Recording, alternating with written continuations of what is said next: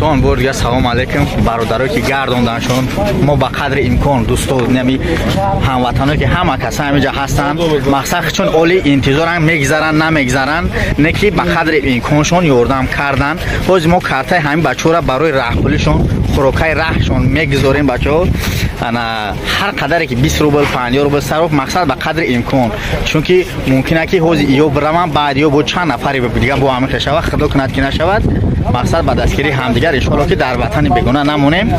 خب این همه کاغذایی که رفتن گردوندنشون به هر گونه بهانه ها مقصد تلفن و دیگر چطور. خب این سلامت و شکر جان رحمت. کاغذهای دپارتمنت را گفتیم که مقصد که گمون هوایی نباشه.